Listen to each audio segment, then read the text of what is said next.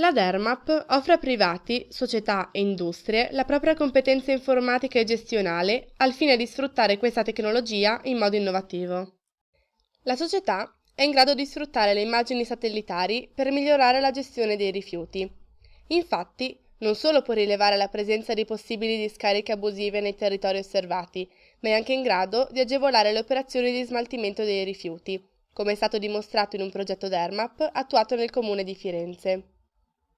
Sono stati interrati dei cassonetti dotati di un rilevatore GPRS con lo scopo di emettere un segnale rilevabile su una mappa satellitare quando venga raggiunto il volume massimo dei rifiuti all'interno del cassonetto, in modo tale da ottimizzare l'organizzazione, camion, orari e percorsi per il recupero degli stessi. Il satellite Dermap può essere utilizzato anche nell'analisi dei terreni agricoli, dei mari, dei laghi, dei fiumi e dell'atmosfera. Con un'unica immagine satellitare si sostituisce il lavoro effettuabile da una squadra specializzata nell'esame del suolo, comportando un notevole risparmio di tempo e denaro. Lo stesso vale per un'analisi marina, che può essere utile per definire chimicamente le caratteristiche di uno specchio d'acqua. Invece, i rilevamenti di gas possono essere utilizzati a scopo sanitario. Ad esempio, anticipare possibili emissioni di gas nocivo per la salute aiuterebbe alla limitazione dei potenziali danni.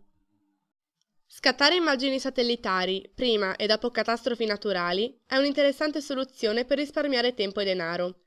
Infatti, mentre in assenza di queste tecnologie si procedeva alla stima dei danni mandando una squadra specializzata che avrebbe poi provveduto al soccorso, queste speciali fotografie renderebbero evidenti le zone più danneggiate in breve tempo con costi moderati. Inoltre, ci sarebbe la possibilità di continui monitoraggi volti a conoscere l'evolversi degli eventi.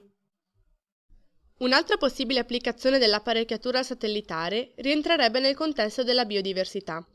Infatti, il miglioramento della tutela del patrimonio vegetale e animale, oggi seriamente in pericolo, può essere ottenuto tramite l'analisi delle immagini satellitari.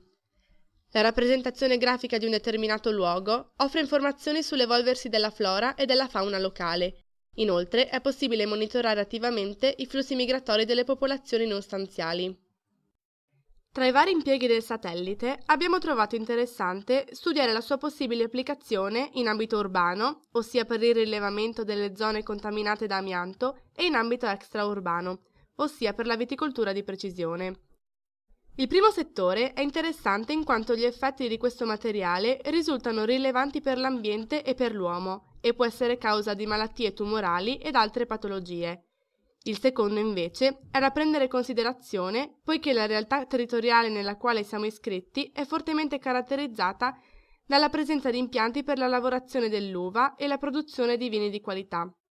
Quindi, la tecnologia satellitare potrebbe risultare uno strumento di grande importanza per quanto concerne l'individuazione dei terreni adatti all'innesto delle colture vitivinicole, oltre a comportare un notevole risparmio in ambito economico e di manodopera.